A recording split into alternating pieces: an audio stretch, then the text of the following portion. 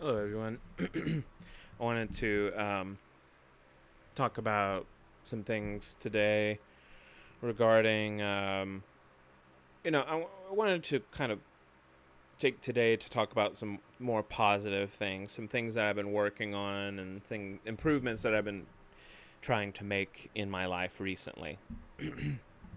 A lot of this has to do with my professional life, as well as my romantic life. Um, and also a little bit about my general health, physical and mental health. So, as far as more recently is concerned, I've been working a lot with improving my physical health because I realize that there is a connection between physical and mental health. The more physically fit you feel, the more bright your personality can show through, you know? Um, it's it's sometimes hard to motivate yourself to do those things. But you have to kind of weigh which is the better option. Are you just going to stay the way you are, or are you going to work to change it and improve yourself? Um, because I want to be able to have a long life, and I want to be able to be in the lives of the people that I love. Um, I want to lose weight and gain um, confidence in myself, in my appearance. I mean, generally, I don't really have much of a problem with my appearance. Like, I've gotten compliments here and there about my face, how my face looks. Though I do feel very insecure at times about my body. Because I have a lot of fat on here, especially in my belly and my thighs. Although mostly the belly fat is mostly what I want to get rid of. And so I'm working to do that. So, two things that I have done this week, or started to do this week, and intending to continue doing throughout the next couple of weeks and months, is consistent physical activity. And I'm not holding myself to any particular goal other than the amount of time it needs to occur. So I want to be able to have at least 30 minutes a day of physical activity. Generally, I try to go out twice a day, if possible, to exercise. And so sometimes I might take a walk, like a 30 to 40-minute walk, or I might ride my bicycle, which I recently bought. Um, and so these are the kinds of things that I want to be able to do to kind of get out more and get exposure to the sun and see some nature. Those sorts of things really improve your mental health, whether you realize it or not. I certainly have felt improvements in my mental health in just the past couple of days when I started doing all this. Um, Now, one thing that will have an immediate effect on your mental health is the food you eat. So I started realizing how much sugar I was starting to consume, particularly processed sugars, white sugars and brown sugars. And I don't, though I love those foods. I love sugary foods. I love chocolate. I love ice cream. They're ultimately not good for me, and I'm not very good at resisting the temptation when those things are around. So it does make me feel um, a little bit more depressed if I go after those items. So instead, I've made it a goal to not eat out and to not eat processed sugars. So all my sugar intake will be in the form of fruits and vegetables and occasionally honey. if I want to sweeten something like oatmeal, for example, or cereal. I might use a tad of honey, but probably no more than like a tablespoon. Um,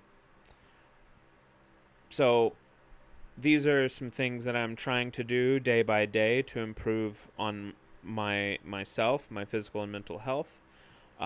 Next week, I have a psychiatrist appointment. I've been taking medicines that have also helped me with my mental health, although perhaps maybe some adjustments may need to be made. As recently, I have had some pretty low depressive moods for the past couple of weeks. So I'm going to talk to my psychiatrist on Monday and see what sorts of adjustments we can make if she recommends it. And then Friday of next week, I will go to my regular doctor and I will discuss with him what sorts of precautions I need to make when starting a new exercise regimen.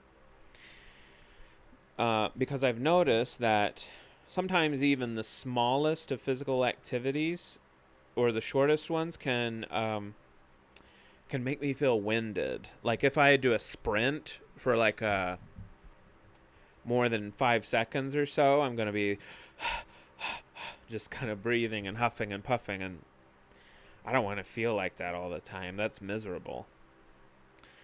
So that's, those sorts of feelings in my body, being out of breath or having lower back pain, which is another issue that I'm going through. Although right now I feel like I'm a little bit fine with that. It's a little stiff, but I don't have super bad pain today. But some days are like really harsh because I sit a lot, and that sitting has to do with the job I have. I work remotely, and I work freelance. So I work for myself, by myself. Um, so being self-employed, while it does have its freedoms, being at home all the time can really be a downer. So I'm trying to really force myself to get out there, um, be a little bit more engaging in the lives of the people that I do have here where I live. Um, there's a guy that I met a few months back, and while we haven't discussed the prospect of dating, it's perhaps something that will happen. Who knows? I mean, I think we have a mutual interest in one another, but we haven't made that super clear. We kind of started off saying we're not going to put any pressure on this,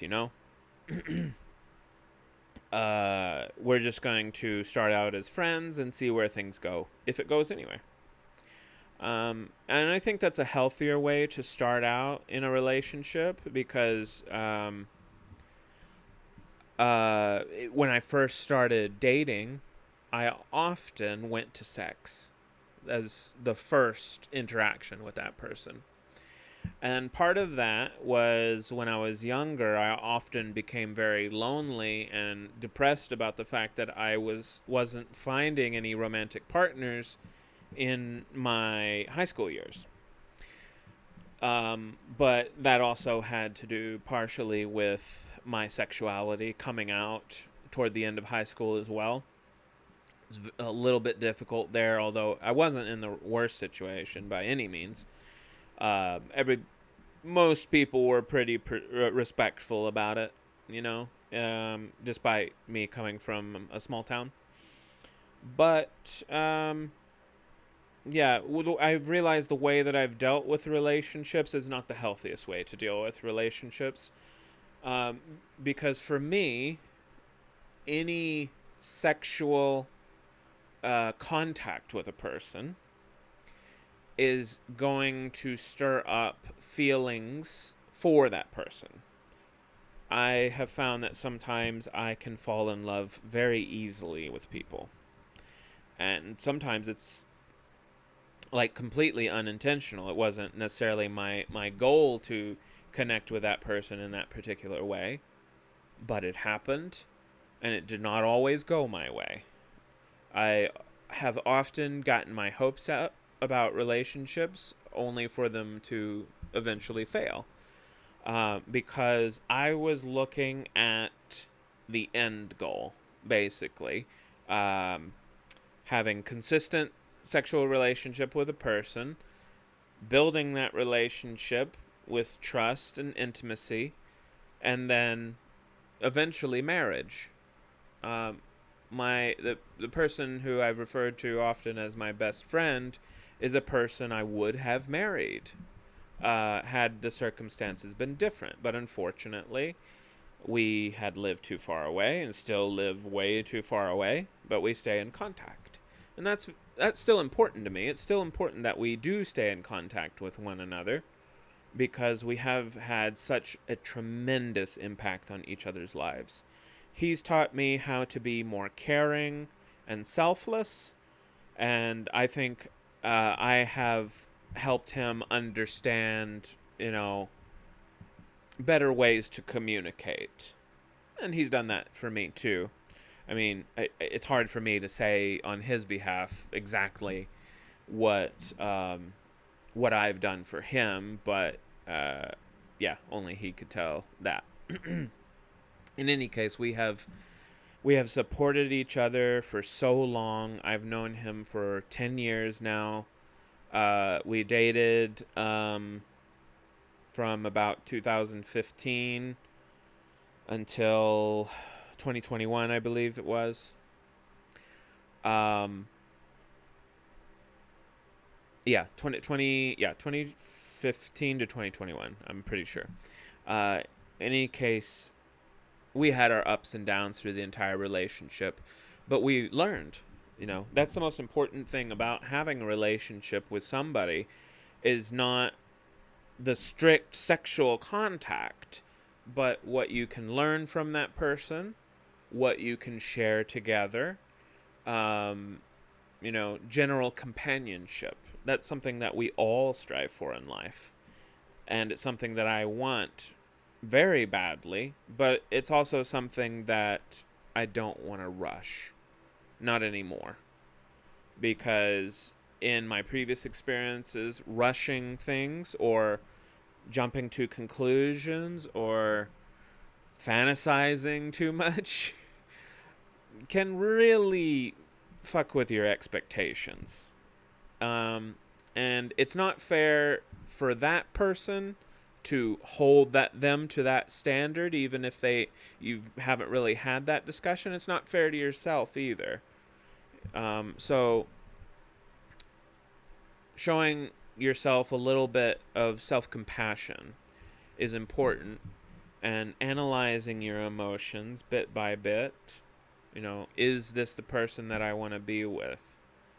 Um, do they have all the goals that I want to also achieve in life? Or do they have some goals that I want to achieve in life? So there has to be some, a healthy amount of balance, maybe even sacrifice, understanding, things of that nature. And in my last relationship, we didn't really come to a great understanding uh, as far as what the expectations of the relationship would be like. We had spent a relationship totally long distance. And in reality, I only met him one time in person. And to have only met someone that I wanted to be in love with, and I still love him so much. But when I was in love with him, I had so many hopes that I couldn't perform logistically. And he also wants kids. I don't really have the desire for kids. I don't know if I could support a relationship with him if my heart's not totally in that aspect. So, in fairness to him, I will let him have his own life, and we'll always be in each other's lives one way or another. So for that, I'm very grateful. All right, I'm running out of time, so thank you for listening, and be well. Find love and light in your life. Thank you.